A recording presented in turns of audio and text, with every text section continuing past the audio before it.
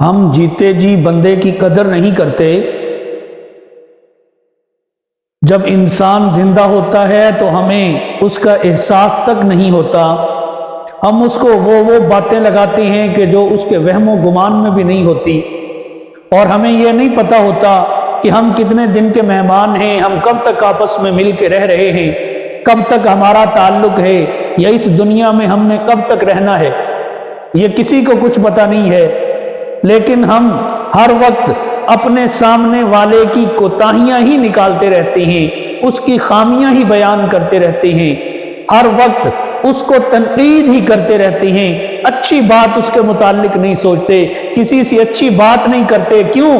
اس لیے کہ کہیں اس کو عزت زیادہ نہ مل جائے، ہماری عزت میں کمی نہ آ جائے۔ ہم ہر وقت اس انسان کی بدخوئیاں کرتے رہتے ہیں، اس انسان کی خامیاں بیان کرتے رہتے ہیں۔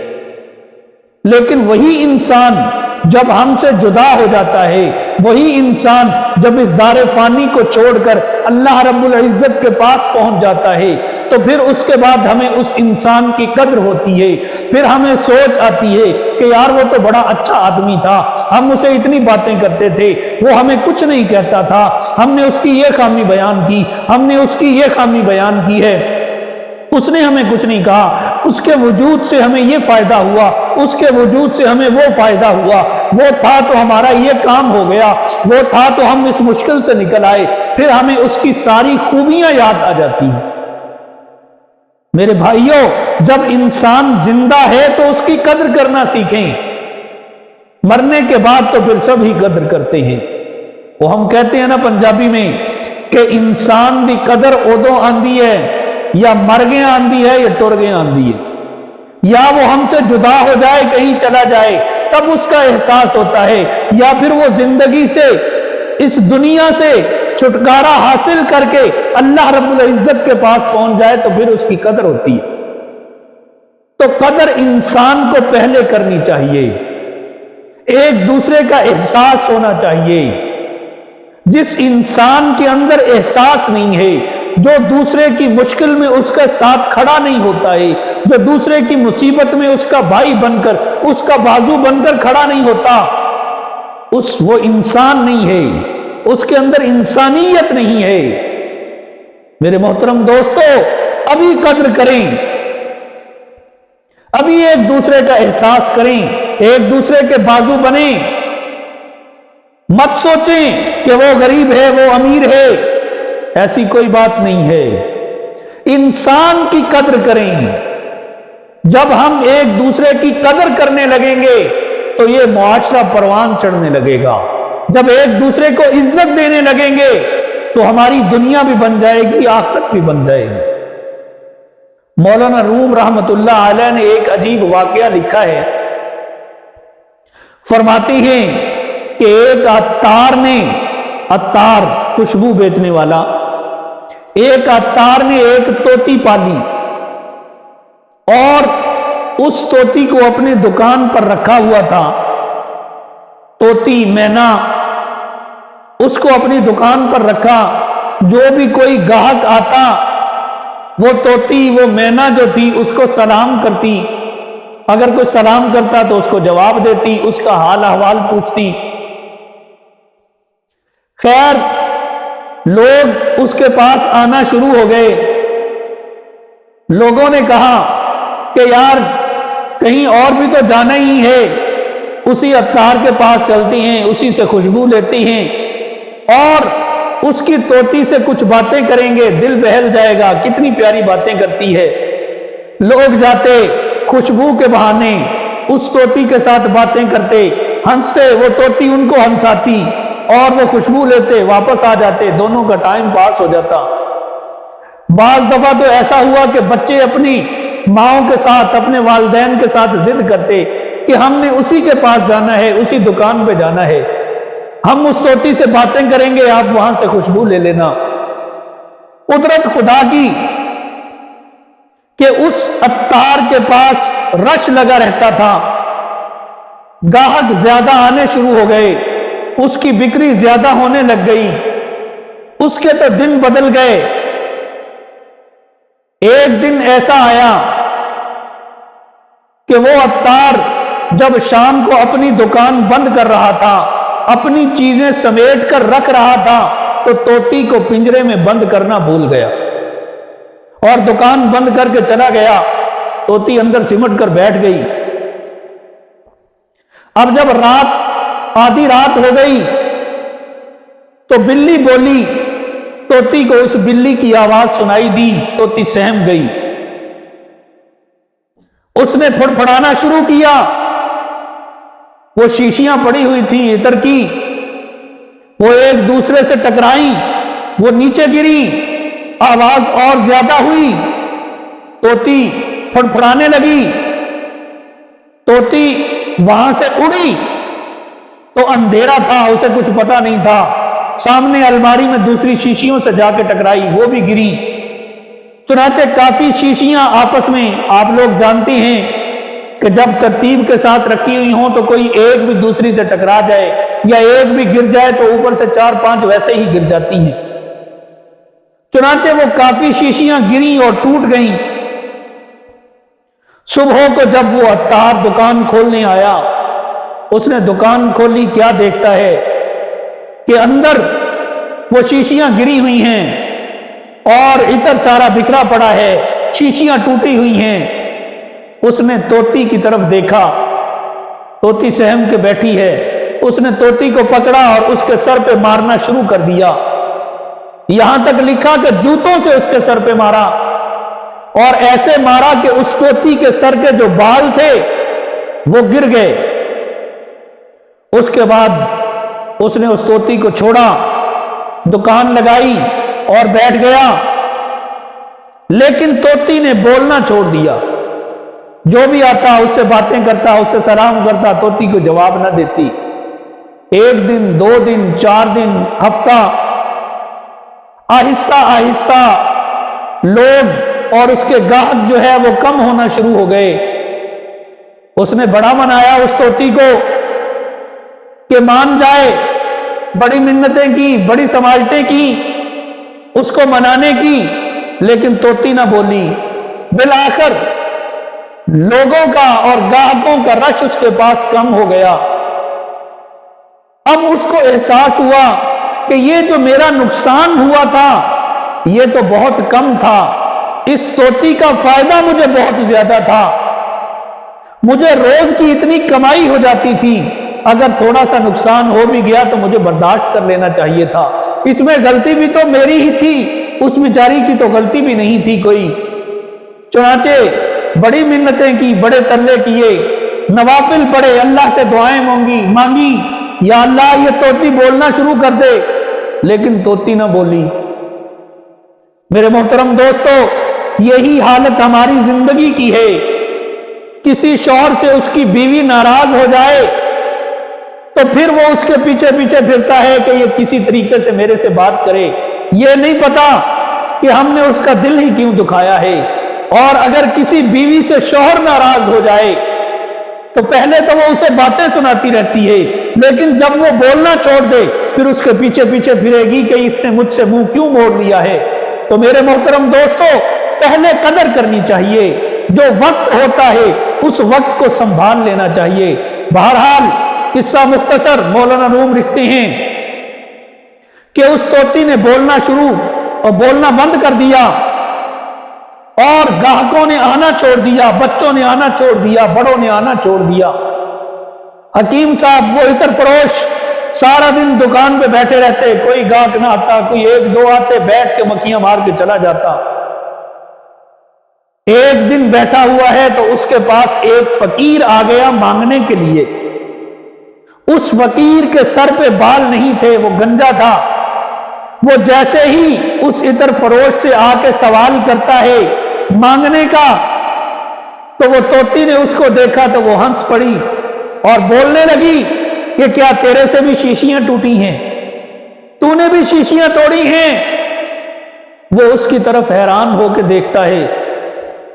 وہ کہتی ہے کہ تو نے بھی شیشیاں توڑی ہیں، اس لیے تیرے بال گرے ہیں، تو اس لیے گنجا ہو گیا ہے۔ میرے محترم دوستو، یہاں سوچو کہ انسان جس غم میں، جس مصیبت میں مبتلا ہوتا ہے، اس کو سب کچھ وہی نظر آتا ہے، اس کے سامنے کوئی مسئلہ پیش آ جائے وہ اسی کے اوپر فٹ کر دے گا، اس کو ہر چیز اسی کے مطابق لگتی ہے۔ تو یہاں یہ بات سمجھ میں آنی چاہیے کہ انسان جب وقت ہوتا ہے اس وقت اس کی قدر نہیں کرتا، جب وقت گزر جاتا ہے تو پھر اس کی قدر کرتا ہے۔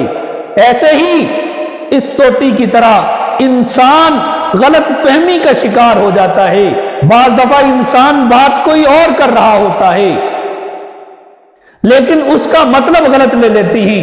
دو آدمی آپس میں بیٹھے ہوئے ہیں، انہوں نے کوئی بات کی ہے لیکن جو تیسرا آنے والا ہے اس کے کان میں بات پڑی، اس کا زاویہ نگاہ اور ہے، اس نے اس بات کا غلط مطلب لیا، آپس کے اندر چپکلش پیدا ہو گئی، آپس میں غلط فہمی پیدا ہو گئی، آپس میں دوریاں پیدا ہو گئیں۔ تو ان کو میرے محترم دوستو ہم نے دور کرنا ہے، ان غلط فہمیوں کو دور کرنا ہے۔ یہ جو آپس میں چپکلش ہو جاتی ہے، آپس میں ناراضگی ہو جاتی ہے، اس کو دور کرنا ہے۔ اللہ کے نبی صلی اللہ علیہ وسلم نے ہمیں اس چیز کی تعلیم دی ہے کہ آپس میں مل جل کر رہو، آپس میں بھائیوں کی طرح رہو، آپس میں پیار محبت بانٹو، کوئی کسی سے طاقتور یا کوئی کسی سے کمزور نہیں ہے، ایک دوسرے کو عزت دو۔ اللہ کے نبی صلی اللہ علیہ وسلم نے ارشاد فرمایا، اپنے صحابہ سے پوچھا کہ پہلوان کون ہے؟ تو صحابہ نے عرض کیا، یا رسول اللہ صلی اللہ علیہ وسلم جو کشتی میں دوسرے کو پچھاڑ دے وہ پہلوان ہے، جو اس کو گرا دے وہ پہلوان ہے۔ آپ نے فرمایا کہ نہیں۔ عرض کیا اللہ کے نبی صلی اللہ علیہ وسلم آپ بتلا دیں کہ پہلوان کون ہے؟ تو حضور صلی اللہ علیہ وسلم نے ارشاد فرمایا کہ پہلوان وہ ہے کہ جس کو غصہ آئے اور وہ اس غصے کو نکالنے کی طاقت رکھتا ہے اپنے مخالف پر، لیکن پھر بھی وہ غصہ پی جاتا ہے اللہ کی رضا کے لیے، اصل وہ پہلوان ہے۔ ایک حدیث میں اللہ کے پیغمبر صلی اللہ علیہ وسلم نے ارشاد فرمایا کہ اے میرے صحابہ جانتے ہو بانجھ عورت کون ہے؟ تو صحابہ نے عرض کیا یا رسول اللہ صلی اللہ علیہ وسلم جس کے ہاں بیٹا یا بیٹی نہ ہو۔ آپ نے ارشاد فرمایا نہیں۔ عرض کیا یا رسول اللہ صلی اللہ علیہ وسلم آپ بتلا دیجئے۔ تو آپ علیہ الصلوۃ والسلام نے ارشاد فرمایا کہ سنو وہ عورت بانجھ ہے جس کے بچپن میں ہی کوئی بچہ یا بچی فوت نہ ہو گیا ہو۔ یہ عورتوں کی ڈانس بندھانے کے لیے اللہ کے نبی صلی اللہ علیہ وسلم نے ارشاد فرمایا۔ پھر اللہ کے نبی صلی اللہ علیہ وسلم نے ارشاد فرمایا کہ غریب کون ہے؟ تو صحابہ نے عرض کیا یا رسول اللہ صلی اللہ علیہ وسلم جس کے پاس مال و دولت نہ ہو وہ غریب ہے؟ فرمایا کہ نہیں۔ عرض کیا یا رسول اللہ آپ بتلا دیجئے کہ غریب کون ہے؟ تو اللہ کے پیغمبر صلی اللہ علیہ وسلم نے ارشاد فرمایا کہ غریب وہ آدمی ہے کہ قیامت کے دن اللہ کے دربار میں ایک آدمی کو لایا جائے گا، وہ نیکیوں کے انبار لے کر آئے گا، اللہ کے سامنے کھڑا ہوگا، اس کے پاس نیکیوں کے ڈھیر لگے ہوں گے، انبار لگے ہوں گے نیکیوں کے، لیکن اس نے کسی کو گالی دی ہوگی، کسی کو برا بھلا کہا ہوگا، کسی کا مال کھایا ہوگا، کسی کو ناحق تکلیف دی ہوگی، کسی کے متعلق غلط بیانی کی ہوگی۔ اب کیا ہوگا کہ اس سے وہ نیکیاں لے کر ان آدمیوں کو دی جائیں گی، وہ فرشتے اس سے نیکیاں لیں گے، ان کو میں تقسیم کرنا شروع کر دیں گے، پھر وہ نیکیوں کے جو انبار وہ پہاڑ لایا تھا وہ ختم ہو جائیں گے، لیکن لینے والے ابھی بھی قطار میں کھڑے ہوں گے، تو پھر وہ ان لوگوں کے گناہ لے کر اس آدمی کے سر پہ ڈالے جائیں گے۔ یہ آیا تو تھا نیکیوں کے انبار لے کر، لیکن جب وہاں سے رخصت ہوگا تو گناہوں کے پہاڑ لے کر رخصت ہوگا۔ فرمایا یہ آدمی ہے اصل میں غریب۔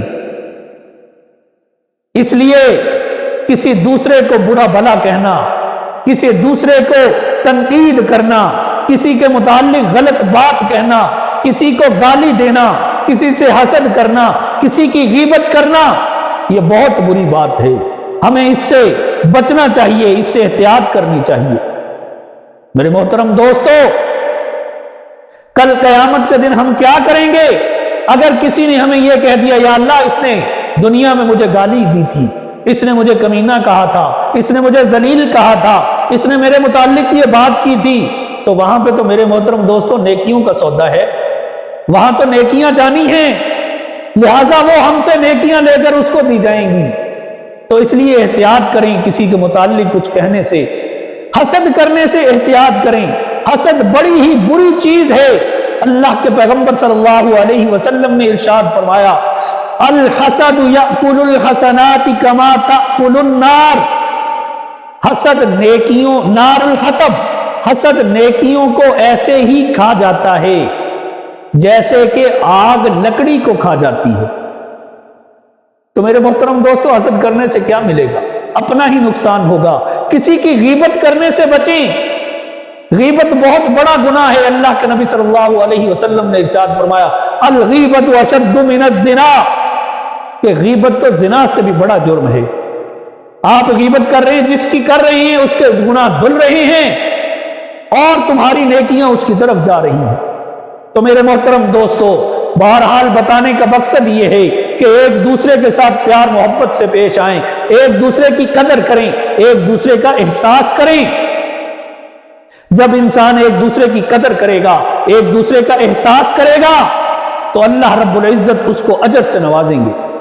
آپ یہی دیکھ لیں، حضرت سلیمان علیہ السلام ایک مرتبہ اپنا لشکر لے کر جا رہے ہیں، راستے میں چیونٹیاں چل رہی ہیں، ایک چیونٹی نے دیکھا کہ سلیمان علیہ السلام کا لشکر آ رہا ہے، تو وہ وہاں کھڑے ہو کر دوسری چیونٹیوں کو آواز لگاتی ہے، یا ایتھا النمل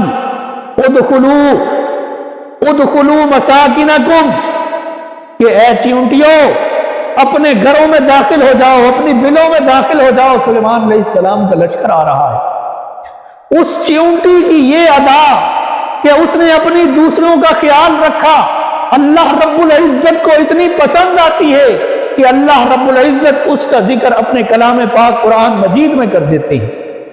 تو میرے محترم دوستو، وہ چیونٹی چھوٹی سی مخلوق اللہ کی، وہ دوسروں کا خیال رکھتی ہے، اس کی یہ ادا اللہ کو اتنی محبوب آتی ہے، تو ہم تو پھر بھی اشرف المخلوقات ہیں۔ یہ انسان تو مخلوقات کا سردار ہے، سب سے اچھی مخلوق ہے، یہ اگر ایک دوسرے کا خیال رکھے گا تو کیا اللہ رب العزت کو یہ پیارا نہیں لگے گا؟ اللہ رب العزت تو اس سے بہت پیار کریں گے۔